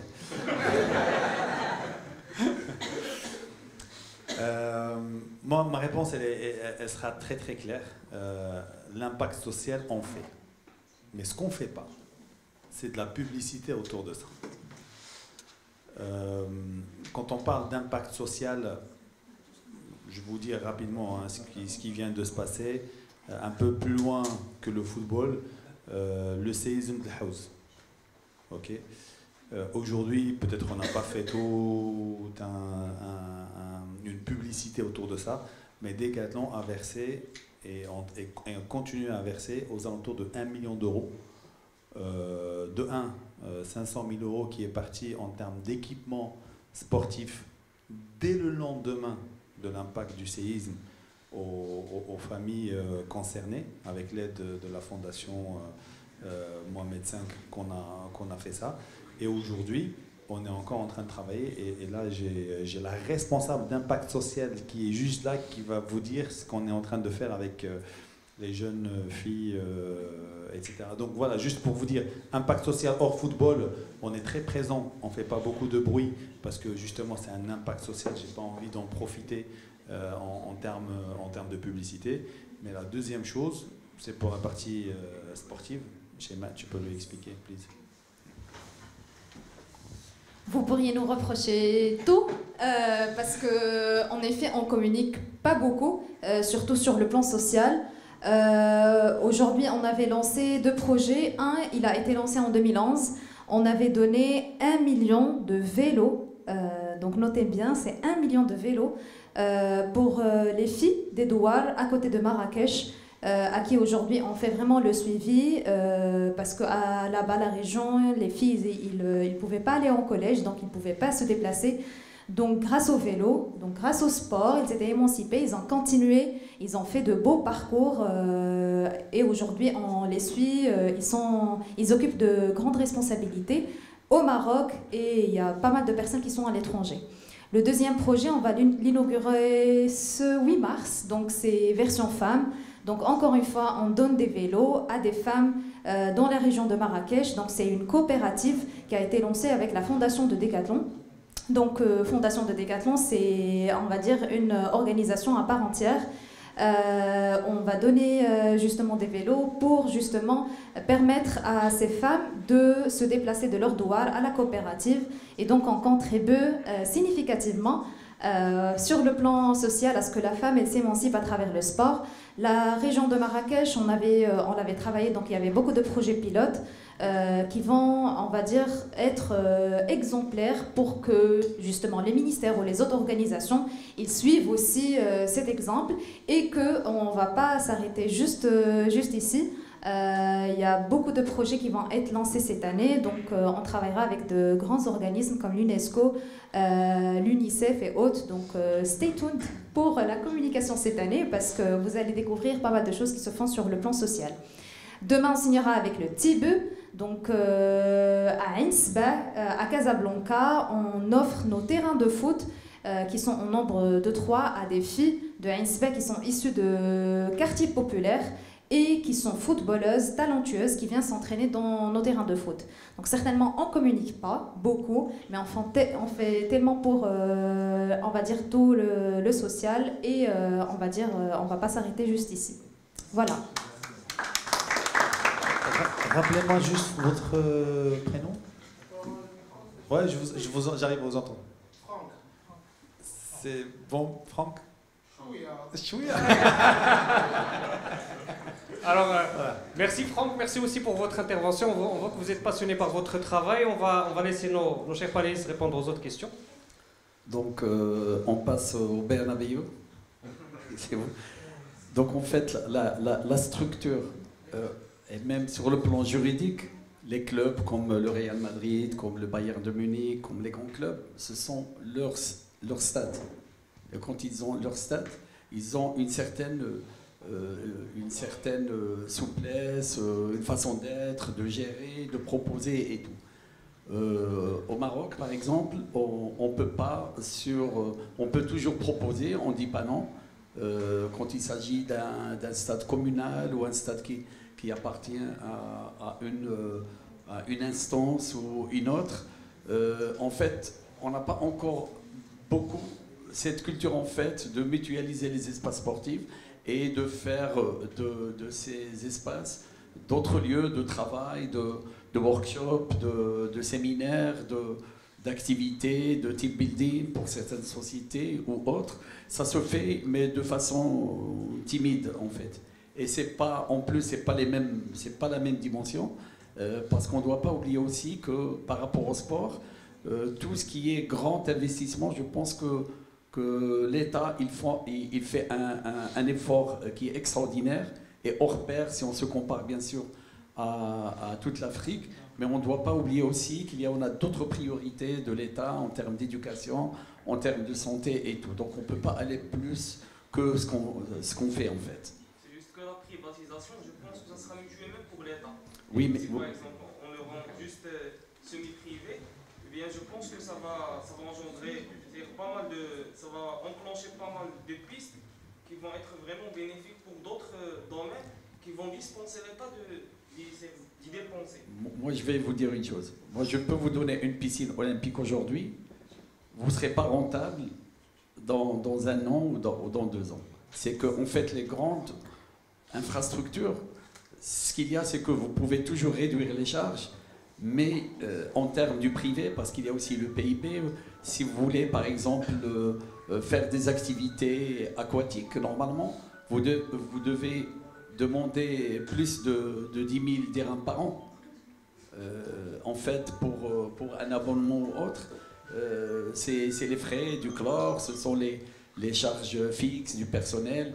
Vous serez privé, donc vous serez affronté à vos charges de personnel, de taxes et tout. Mais ça n'empêche bien sûr de sectoriser, parce que ce qui est important aussi, c'est de choisir de faire un bon choix en fait de quelle activité vous voulez en fait exercer. Voilà. Donc pour la question du complexe, donc je pense que en fait le complexe, il rentre dans une stratégie qui est générale. C'est-à-dire qu'on n'a pas pensé un jour et puis hop, on dit qu'on va construire le complexe. Même si ce n'est pas l'objet en fait du thème d'aujourd'hui, mais c'est une stratégie de la Fédération du football en fait. Elle a pensé sur plus de 10 ans sur le développement du football. On a parlé tout à l'heure d'élargir la base de la pyramide, parce que sans ça, on ne peut pas donner encore pour le haut niveau des athlètes, de haut niveau, ainsi de suite.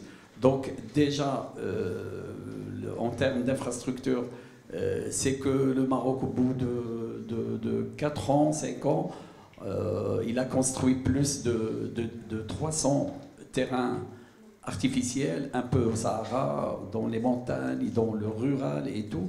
En fait, c'est pour augmenter la base des pratiquants, aussi bien filles que garçons. Et puis, en dernier lieu, on a pensé d'un centre d'excellence, mais que ce centre d'excellence soit le plus complet possible. Donc, il y avait tout un travail en fait de conception, de besoin et d'utilisation. Et qu'à la tête de tout ça, bien sûr, il y a Sa Majesté qui a donné tous les moyens en fait pour la réalisation de ce projet. Et comme ce projet en fait aussi, il n'englobe pas que la formation des joueurs, mais c'est aussi C'est 16 niveaux de formation, des entraîneurs, des préparateurs physiques, de l'arbitrage, des séminaires en médical, plein de séminaires avec la FIFA, avec la CAF, beaucoup d'activités en fait qui donnent en fait ce rayonnement au complexe. Et il reste bien sûr un bon outil puisque par rapport au programme, par rapport aux composantes, par rapport à l'infrastructure qui existe, ça donne envie bien sûr. Il reste un bon outil en fait de fonctionnement pour tous les staffs et tous les utilisateurs. Sachant aussi qu'à l'intérieur du complexe, au sein du complexe, il y a aussi sport-études, qui là-bas, c'est plus de 150 filles, moins de 15 ans, moins de 17 ans, qui font du sport et qui font aussi de la formation scolaire, et pour bien sûr les préparer dans un futur, si elles soient professionnelles, c'est une bonne chose. Sinon, elle peut toujours continuer son cursus scolaire. Je vous remercie beaucoup, Si Hassan Kherbouch, pour vos interventions. Malheureusement, lorsqu'on parle à des personnes qui aiment leur travail, la relativité du temps fait que le temps passe vite, d'accord? J'aurais voulu donner la parole à toutes les personnes ici présentes. J'aurais malheureusement pas la possibilité, je m'en excuse auprès de vous et auprès des personnes, mais ils sont là, vous allez pouvoir... J'aurais quelque chose à partager avec M. Kherbouch, si vous permettez. Rapidement, peut-être? Rapidement. Vous êtes sûr? Oui, très sûr. Vous savez, tout à l'heure, vous avez parlé du football et vous avez dit qu'en positionnant le football, il n'est pas très bien positionné par rapport aux autres sports. Moi, j'ai fait 12 ans de golf et j'ai quitté le golf à cause du football. Depuis la Coupe du Monde 2022 au Qatar, j'ai démissionné. Voilà. Je suis devenue passionnée du football. J'ai démissionné, je crée ma propre agence événementielle, communication sportive, et je m'intéresserai en premier au football, Inch'Allah. Voilà. Grâce au football, grâce à la Coupe du Monde. Voilà. Passionné par le golf et par le foot, merci beaucoup. Rapidement aussi. Je me présente, M. Sfouana Bouliara, directeur d'un cabinet Cora Intelligence. Je rejoins Madame Loubna. En fait, un manager, c'est un créatif, c'est un visionnaire. Il y a toujours le besoin. C'est quelqu'un qui détecte ces besoins-là. Donc l'objectif, notre mission en fait au niveau du cabinet, c'est la démocratisation de la formation des footballeurs de haut niveau. Par le biais de création d'un référentiel de jeu et aussi par la création d'un parc de jeux ludique pour le football. En fait, on est parti de notre métier de base qui est le contrôle de gestion. Un contrôleur de gestion, il cherche toujours à bien s'orienter. Donc, c'est quoi sa cible? Après, il cherche le meilleur processus pour atteindre la cible. Donc, nous, à travers des rencontres avec des acteurs qui ont le vécu dans le domaine du football, on n'a négligé personne, c'est-à-dire les anciens joueurs, et on a essayé d'évoquer en fait les exigences d'un joueur de haut niveau. Donc, c'est quoi un joueur de haut niveau? C'est quelqu'un qui possède des qualités de très haut niveau. Bon, ces qualités-là, comment on va y arriver? Donc, on peut trouver des joueurs qui ont des qualités, en fait, mais à une seule qualité, on peut trouver plusieurs spécialistes. Par exemple, ce que nous avons réalisé dans notre référentiel, dans notre processus, c'est d'abord donner une explication pratique d'une qualité. Et là, j'aimerais bien évoquer un exemple, mais je vois que le temps ne me permet pas. Merci beaucoup. Merci beaucoup. Je suis sûr que votre exemple sera un excellent exemple, mais le temps nous... D'ailleurs, nous avons déjà réalisé pour le jeu ludique. Oui. Nous avons déjà créé, nous sommes des fabricants d'un billard géant qui se joue avec le pied, c'est quoi? Donc qui développe en fait la psychomotricité des jeux. Je suis intéressé, certainement je viendrai jouer si vous me donnez l'adresse.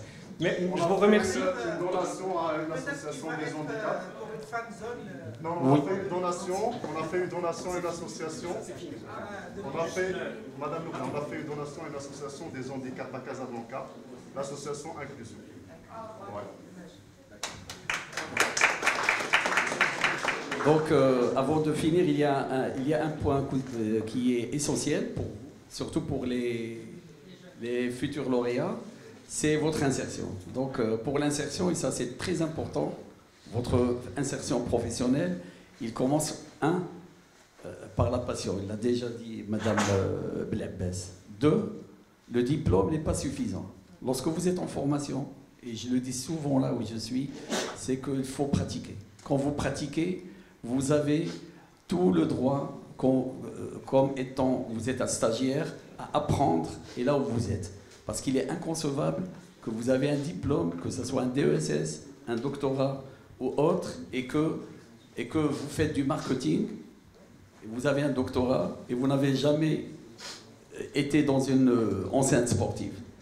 Et lorsqu'on va vous recruter en tant que vous avez un master ou autre, la première des choses, et je le dis souvent, si on va vous donner un salaire, à la fin du mois, on attend qu'est-ce que vous allez nous donner de retour. Si on vous donne un 20 000 dirhams en tant que responsable de marketing, c'est qu'à la fin du mois, vous devez soit nous changer de stratégie, soit nous ramener un sponsor ou autre. C'est pourquoi il est très important en fait d'exercer, d'être des bénévoles, de s'impliquer dans le mouvement sportif, parce que c'est là où vous allez arriver à un deuxième point qui est important, qui est le réseautage. Et que vous ne pouvez tisser votre réseau que lorsque vous êtes dans votre milieu sportif. Et là, bien sûr, si vous êtes volontaire dans des équipes, dans des compétitions internationales, vous allez rencontrer les directeurs techniques, vous allez rencontrer les entraîneurs, vous allez rencontrer les responsables, les dirigeants et tout, et qu'au fil de temps, quand on vous voit, eh ben, ça serait plus facile pour vous, en fait, pour exceller et pour être accepté dans des structures. Ce qu'il y a aussi, c'est que le troisième point, on ne doit pas oublier que par rapport à votre formation, c'est très bien d'être généraliste, mais il faut faire quelque chose de précis. Parce que le problème qu'on a, quand on demande à quelqu'un qu'est-ce que vous faites, il me dit je fais tout. Et là, mais sincèrement, là, si on peut vraiment faire quelque chose de bien, c'est très bien. C'est bien d'être polyvalent, mais si on demande certaines skills, c'est important en fait par rapport à ce que vous choisissez. Et le quatrième point qui est essentiel aussi, c'est qu'il faut choisir ce que vous allez faire.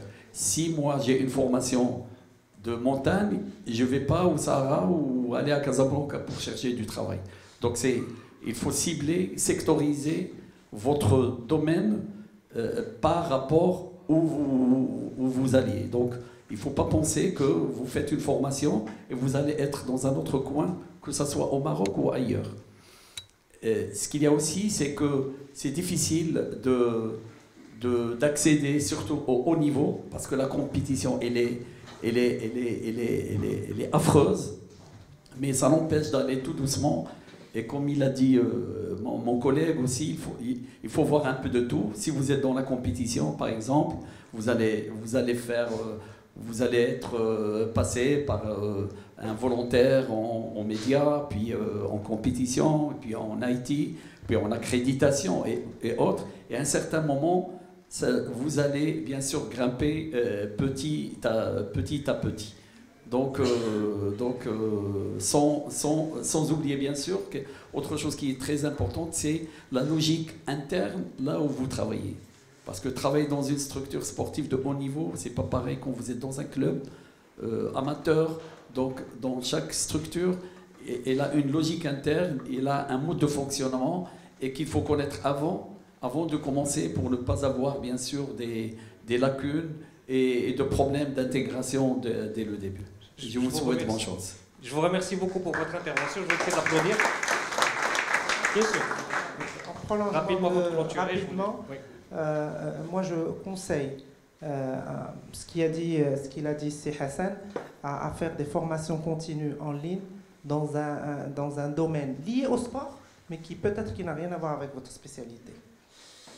D'accord? Donc, il y a beaucoup de formations en ligne, ou là des formations que vous pouvez faire, c'est le cursus d'IELCO, un certificat, ou là une attestation une formation quelconque qui touche par exemple dans un domaine qui n'est pas le vôtre spécialité, hein. Complémentaire, ou qui touche à une autre, ماشي هي تكون spécialiste ou تكون vraiment ماشي la spécialité, toucher à tout et oser à comprendre d'autres maillons qui ont en relation avec le sport. Ça va beaucoup vous aider dans la spécialité d'IELCO. Voilà. Je vous remercie beaucoup. Peut-être si Ahmed a un dernier mot aussi. Moi, pour résumer, si vous voulez allier sport et commerce, on est là. Merci beaucoup. Merci beaucoup. Ça a été très interactif. Je m'excuse auprès des personnes que j'ai dû booster vers la fin ou à celles à qui j'ai pas donné la parole. Je m'en excuse, on n'a pas eu beaucoup de temps. C'est ce qui se passe quand on est passionné, quand il y a un sujet intéressant. Je vous remercie de votre présence. Maintenant, on va